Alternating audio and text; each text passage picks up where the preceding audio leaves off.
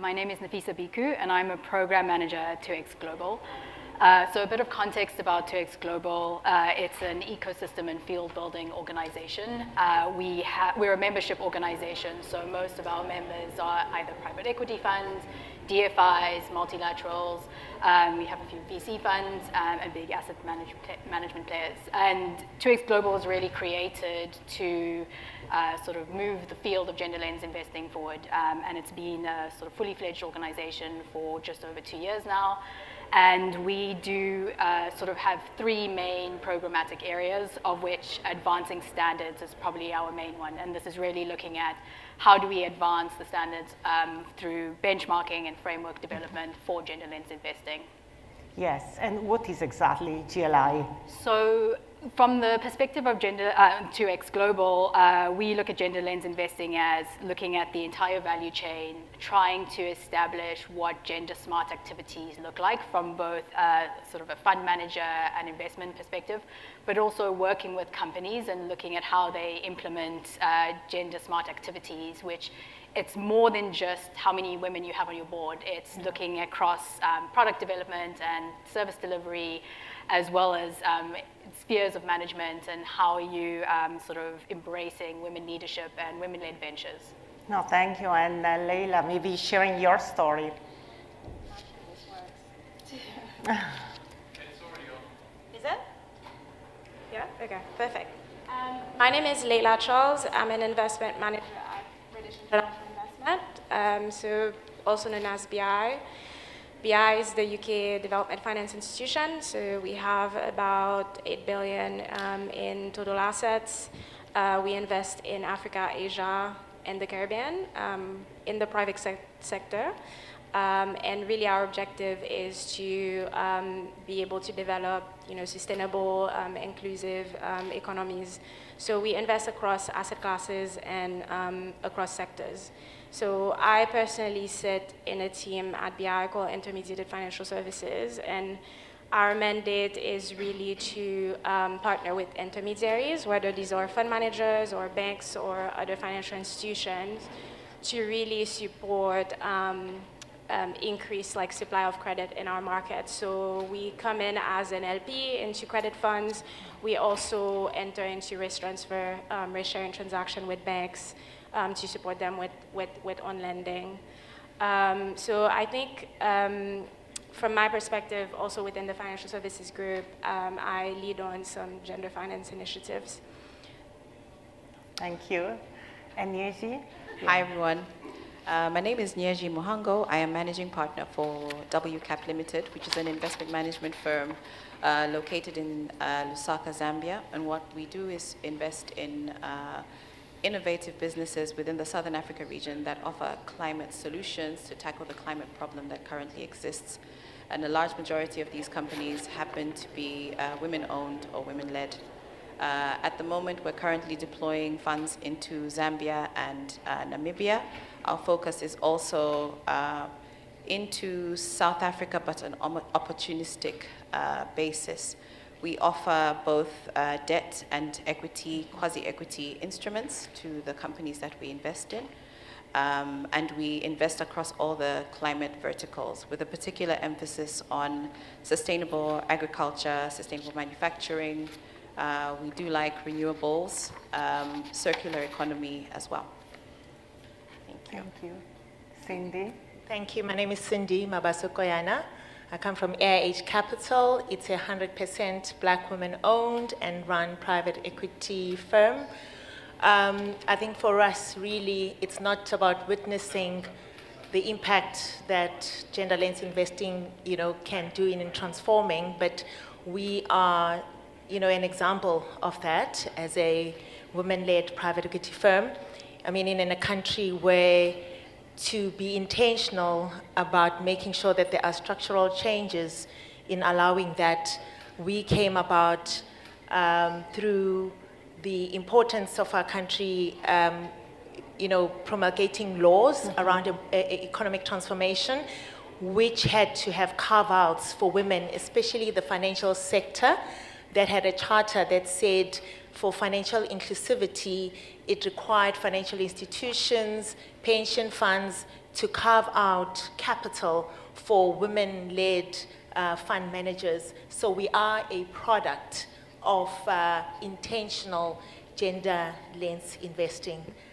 We are sector agnostic, and our focus really is in some of the fast-growing industries, in particular those that we believe need women, for them to be transformed. I mean, you've got sectors where a large contingent of women are mainly workers, and our role is to make sure through the funding that we have is to make sure that we are shareholders and also in leading roles in these businesses. Thanks. Thank you. Good afternoon, everybody. My name is Andia Chakava. I'm the managing partner of a fund called Afrishela, which is promoted by the Graça Machel Trust. At the trust, we feel like we have a 360 approach to women economic advancement. We've been building networks and supporting the growth of women's networks across the continent.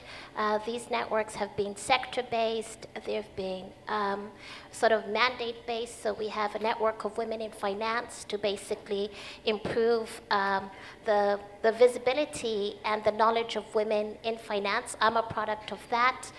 We've also been building the capacity of women entrepreneurs across the continent. We started with mindset, and now we're doubling down with access to finance and access to markets.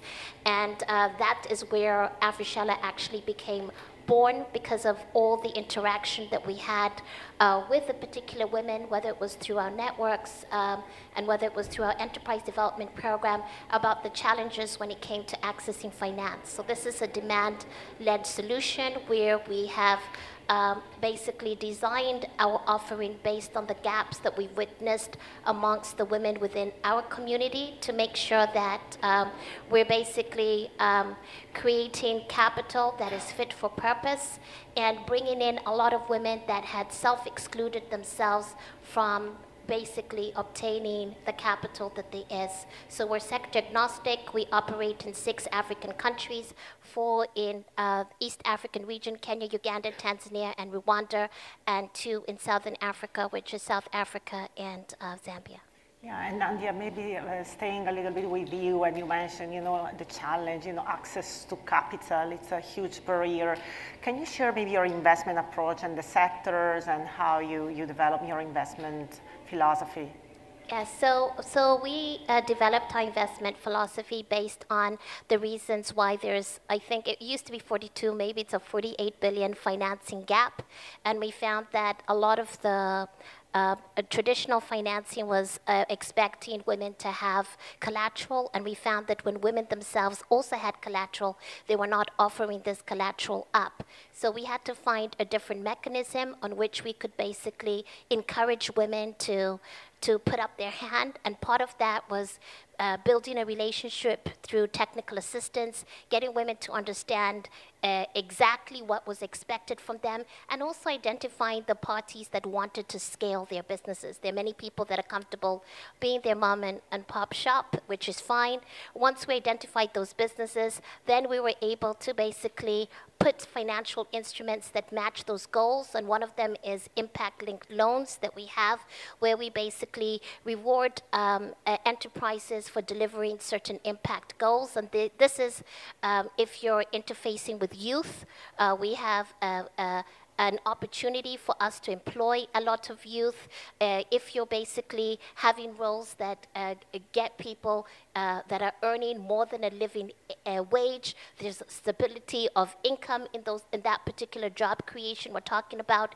You're able to interface with marginalized communities and bring them into the value chain. We've been able to see a lot of creative products, manufacturing that have been able to transform communities just by having this deliberate approach. And that's how we've looked at it when we're engaging with a lot of women and also focusing on those women that are operating in male-dominated sectors, just like my colleague said, making sure that they come out as visible, they become the mentors and the spotlights for other women to now actually put their hands in the field. So we have women we support, whether they're in security, whether they're in manufacturing, whether they're in financial services.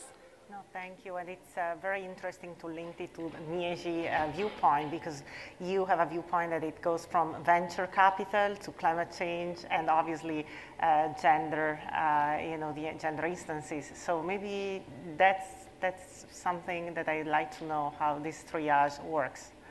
Okay, so we created a structure in response to what we saw was happening within the Southern African region with respect to climate change.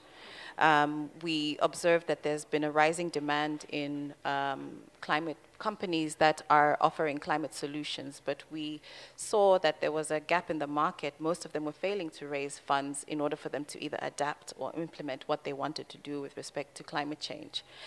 So we made a deliberate effort to create a funding mechanism that also applies a gender lens towards its investment process to meet the demand for this particular type of company and also meet the gap with respect to financing, climate financing.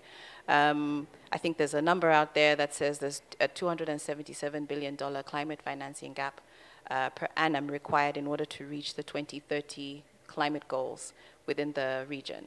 So we feel that this funding mechanism that we've created is something that's appropriate for what the market requires, and that's how we have linked all three. Definitely, and maybe going to another asset class, super fascinating, Leyla, private credit. What's the role of private credit within GLI and in Africa? Yes, so I would say that more broadly, before zooming into private credit, so at BI, I think BI was one of the key DFIs supporting the launch of the 2X Challenge back in 2018. So for us, GLI is not new, and we effectively have a corporate objective to commit 25% of our total investment to be 2X qualifying, therefore supporting gender finance to those investments. So this is effectively quite important. So we also have a dedicated gender and diversity team that really ensures that we take a very holistic approach in the way that we're looking at gender finance more specifically. And then if I zoom into private credit, I think when it comes to private credit specifically, to be honest, there's nothing.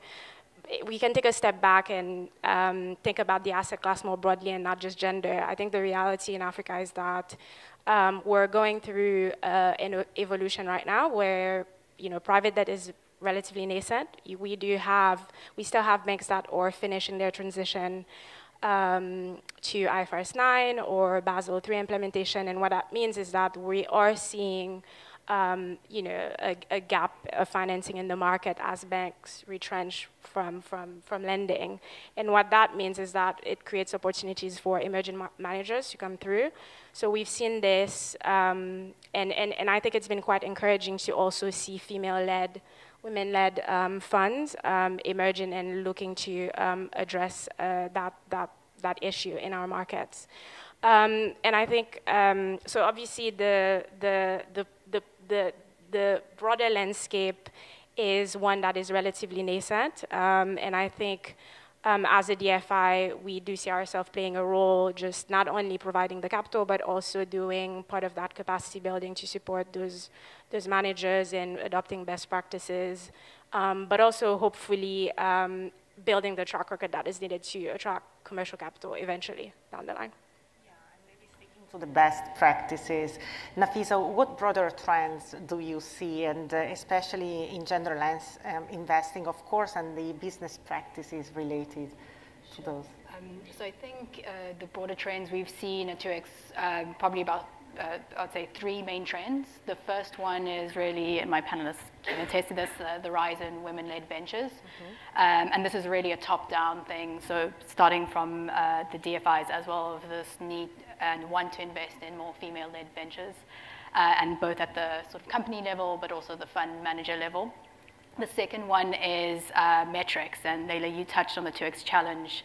And the 2X challenge was sort of the this call to action around how do you direct capital towards gender lens investing, and the implementation of the 2X criteria, which sort of set the benchmark for what does gender lens investing look like at a basic level, and can you put a framework around that and start measuring it. And moving on from that, there's also the 2X certification, which is one step beyond that, and trying to develop a more rigorous yet pragmatic approach to benchmarking and framing what gender lens investing is. And then the third one is really not just looking at, say, a tick box exercise around how many women do you have in senior leadership, or sort of a diversity quota, but really looking at the entire value chain, and investors starting to look at how they can create more equity, but also put that commercial lens across the entire value chain. So because having presence doesn't mean necessarily having a voice, and you empower women through your investments in this, so you give voice to these women, but how do you do your due diligence? How do you select your portfolio companies?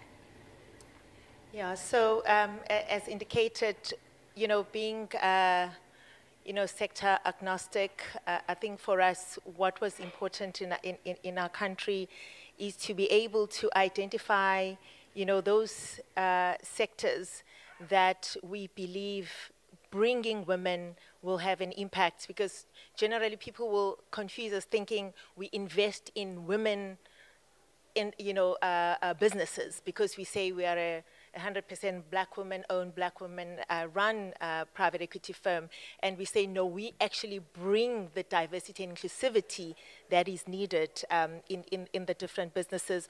We take significant minority stakes. We will ask for a seat on the board. And by the way, I didn't say that I am from South Africa, and because the origins of our private equity were an NPO where we were focused on building finance skills in our country. So most of our shareholders in our private equity firm are black women chartered accountants. So in the early 2000s, we focused on getting that girl child, number one, to come into a profession that was generally unknown. I mean, the history of South Africa, we were not in these kind of professions. So our work was really on the ground, very community-based. So by the time now we identify investments that we want to come in, we play a very strong governance role. We play a very strong, growth perspective in identifying products which are basically have a gender lens. In the financial services, for example, we've looked at some insurance products that have got a gender, which are gender focused. In fact, one investment product in the country which people were wondering if it's going to get anywhere was First for Women. It's an insurance, short-term insurance product that only insures short-term insurance for women, and now it does have an element of long-term insurance. And the question was, will this be a viable business? Actually, it's one of the most profitable businesses. We are invested in one of these insurance houses. So for us, really, if you look at what the stats that MasterCard Foundation and McKinsey have said, it's going to unlock about 12 trillion. It sounds like a staggering number, $12 trillion US in GDP growth globally, to actually make sure that there are strategic and structural changes for gender lens investing, and $287 million of that is just in the continent. And so I think for us, really, what this has enabled us is not only to play this role in a South Africa that was largely white in corporate, but it has enabled us to have funding and capital, because in some instances you will find that relying on vendor-financed deals almost incapacitate you, because it will take about 10 years relying on dividends. And in that case, you know, if an organization doesn't declare dividends, it means your investment actually continues to be bonded. So the private equity fund for us has really been a value unlock, and also the support that we get from your USAID, from the South African Venture Capital. They've got a women element in it, a few programs that support women fund managers, because it's one thing, again, to have the access to capital, but how do you navigate the journey of private equity? How do you manage exits? How do you manage identifying growth in these companies such that you can see the returns at the end of the investment period? And exits being maybe, you know, difficult to manage also from a GLI perspective. Exactly, exits are always a challenge, but I guess with that, you know, capacity building and developmental programs, we are guided around you get into an investment with a plan of how you are going to exit in private equity. And that all helps to shape the narrative and build a stronger, you know, story about GLI. And Andia, how do you measure impact? And do you have maybe nice stories to share with us? Yes, so from impact, I think we look at a variety of ways that we perceive impact. I think one of them is how are we basically improving the business better than we found it. One of the areas that we've been seeing is helping women deal with succession planning. We've seen a lot of businesses take what we call pause breaks simply because the women entrepreneurs themselves were in a childbearing stage, and there was nobody there to continue to push the business. So when we support the business there with that particular talent, we're able to balance the business so that the business doesn't necessarily slump because of what is happening. So we encourage a lot of flexibility for us if the entrepreneur themselves is somebody that's working from home, or we see that as a way of promoting flexibility. We also look at impact in terms of the product and service that is offered. We have a lot of our entrepreneurs that are practicing innovations in the industry. They're dealing with sort of female-specific problems. So we've had one that basically innovated an incinerator to get rid of the waste that comes from sanitary towels that were basically blocking, I would say, pit latrines because people don't have toilets, and creating a really bad stench in schools. And once the incinerator came on board, it basically takes it to dust. And this was so innovative. They won Kenya Innovative Week, and it was the same product that was used to basically destroy the PPE material during COVID. So we found that something that came out of a practical gap in the market was something that was able to be reused across the board. We also look at impact from an intersectionality lens. So we want to make sure that the business goes beyond itself. It's also supporting the community. So we have one of our entrepreneurs that's basically driving potato seeds. So when KFC first came into the market, they were importing potatoes, and there was a big hubaloo. How can they come to the market and import? And a lot of it had to do with the quality and the lack of standardization and just the volume. And instead of just being a potato farmer, this particular entrepreneur, and she's a mature entrepreneur, she's over 45, is basically doing the seed, distributing the seed to other farmers and working with the government. And to the extent that she's working with over 4,000, 5,000 farmers and producing the seed, and the volumes are more just because of the productivity. Instead of reusing potatoes and replanting that has a very low yield. When you use fresh seed, then you can actually increase that yield. So we look at the impact of what the business itself is doing, how that business can create jobs, how it can change the narrative, whether it is a food security, whether it's just the role that the women are playing, just practically being in that field, and elevate that so that we can encourage more women to go into entrepreneurship. And I think the message as I'm telling these impact stories is that these businesses are all profitable, they're all, should I say, bankable, they all have returns that are investable. So we're just focusing on the impact, but I just want to make sure that the audience is not thinking that there is impact but there's no return. Yeah, thanks for the clarification. And Nyeji, I think you would share same stories right on the VC, and especially this delicate relation and powerful relation between climate change and gender diversity. So maybe if you have any stories to share on the VC space. So just to correct you, we are doing early stage investments, not necessarily VC. I'm told VC is purely tech-based. So we recently concluded a transaction into a company called Luano Food Company. They are an agribusiness firm that produces sustainably sourced honey and produces organic avocado oil. We recently invested $350,000 into the business in order for them to diversify into the avocado segment.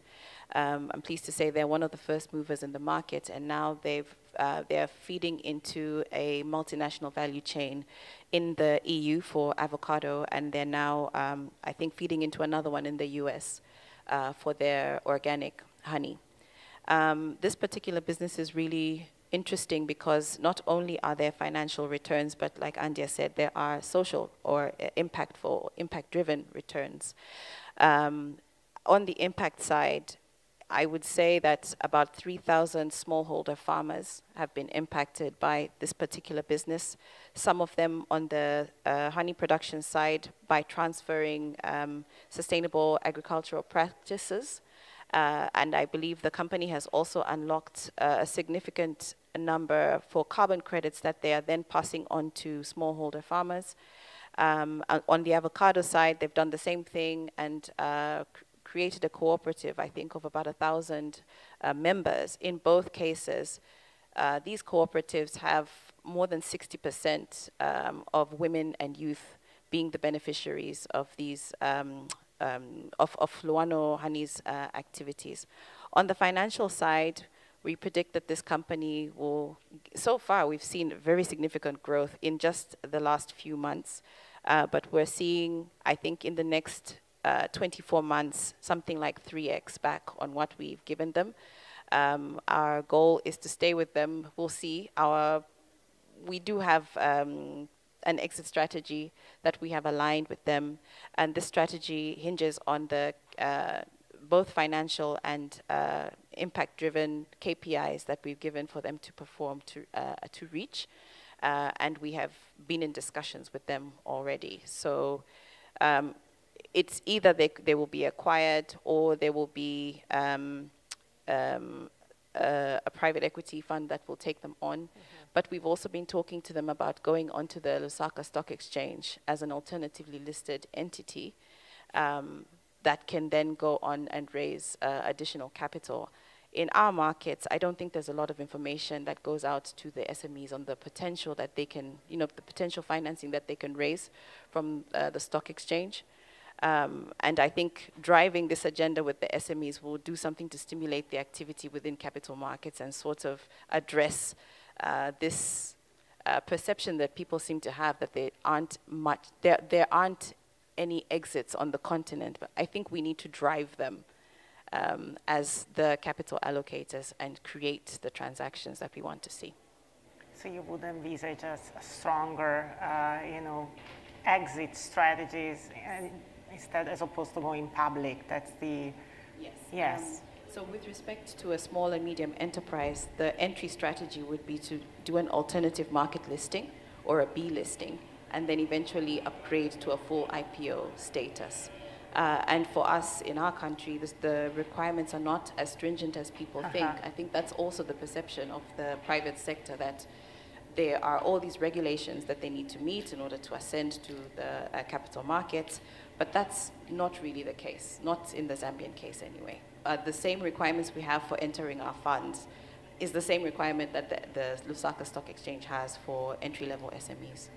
Oh, that would deserve a separate panel. Yeah. Super fascinating with all the differences with other countries.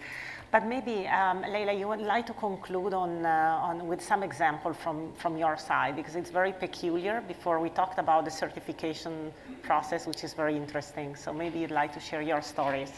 Sure.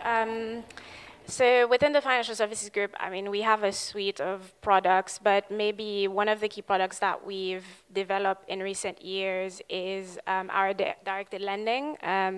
So where we effectively provide credit to financial institutions, but where the use of proceeds is quite specific. So in the case of gender, it would be to support on lending to women-owned or 2X qualifying SMEs. So we have partnered with a number of banks, and maybe one example to call out is an investment or a loan that we've actually made to First Bank of Nigeria. So it was like $30 million, which was directed. And alongside this, I think, and this is quite important, we've also provided a technical assistance package, which was designed to really support them figure out how to improve their reporting when it comes to gender-specific KPIs or criteria, and also to do a bit more thinking around refining a gender-specific product or loan product that they're launching to female SMEs. So with that, and hopefully some additional capital that they've raised, our expectation is, or the goal at least, is for them to add an additional like 50,000 SMEs through to their book. So that's one example. I won't spend too much time, but I think alongside this, we also work quite extensively with the managers that we back to get them to, through action plans, through other commitments, to really get them to improve diversity, at the firm level, but also start thinking about how they can launch 2X at the portfolio level as well. Yeah, thank you. And Nafisa, to you, because if you want to go serious on GLI, you need to have standards, you need to have processes, you need to know where to go. And I found it extremely fascinating, the story about certification and allowing also the investors to having the tool to be able to make the right investments. So maybe you want to talk about that project. Yeah, so this really came out of starting with the 2X criteria, which Leyla is familiar with, and there was a lot of feedback from the market that there needed to be something a lot more rigorous, and because with the criteria, it's a basic framework which then can be adapted in certain ways. So over the last year and a half, 2X has been working with various stakeholders, over 600 stakeholders, to develop this independent 2X certification mechanism. And it's an independently verified certification mechanism. It was launched 2 weeks ago for funds and companies at the moment. And it's you can get certified currently across 3 levels, which is good, advanced, best in class. And the value is that the good level aligns with what the 2X criteria is, and beyond that, you're really going deep across the specific dimensions that the 2X criteria puts forward. So it might be leadership, employment, supply chain, products and services, but also governance and accountability. And at the core of it is this intentionality aspect. So getting funds and companies to really commit over a certain time period to advancing gender-smart activities across their dimensions.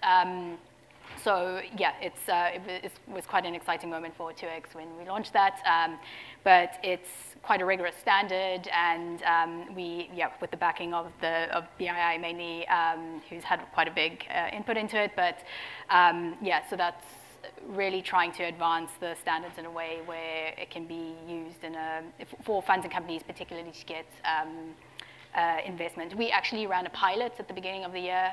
It was 3 funds and 2 companies who were the first entities to get certified. And one of the funds that was 2X certified, Verod, actually was able to unlock a technical assistance grant from FMO based on that certification. So we are really seeing a shift in using the standards to move the field forward. Yeah, but mostly needed indeed. So yeah, thank you. Before I go to the last question, 5 minutes, okay, thank you. Any questions from the audience? Thank you for the very interesting panel. I had a question maybe to Sindi or Nyeji regarding exit strategy. How do you ensure that, I mean, the exit strategy will remain with this women lens? I mean, when you do have investors that will come in, I mean, that want to buy, I mean, part of the shares, whatever, how are you sure that, I mean, or do you have concrete experiences already that show that, I mean, either it's a big issue, it's difficult to find new women-interested investors, or do you have to make some compromises? I mean, the beginning is difficult, but I mean, the exit is also another big issue because you can see big differences. And that has become one of the big issues as well in South Africa, because largely businesses need to be transformed to even do business in the country, in particular with government. So once we've come in as a woman partner, there's an expectation that will be there, you know, forever, so that they continue to have this license to operate. So what normally happens, because generally to find 100% black woman owned is a bonus, because you've got points for being black, and then the women element is also rewarded greatly in our country. So what we normally do is to actually say upfront that it will be a majority black woman owned if there's an insistence that we need to make sure that at exit we find another black woman owned entity. We've pushed back quite a bit on that.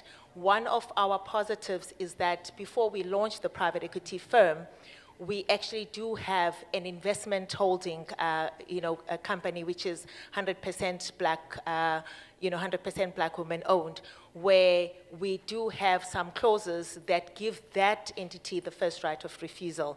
But largely, trade buyers are always on the top. Because listing is not popular anymore in our country. You're finding a number of listed entities actually delisting, so you can no longer put that as an option of exiting. So trade buyers are the one, another black-owned entity, and you make an effort of saying, we'll do best endeavors. We've had to push back on that and say we'll do best endeavors in finding a buyer that has got a large contingent of black women. Yeah. Thank you. I don't know if we have the time for another. So I think we came to a closing. I'd like to thank our wonderful speakers. For me, it has been a discovery as well of GLI. And I believe this is just the beginning of a very powerful trend. So thank you, and a big applause to you. Thank you.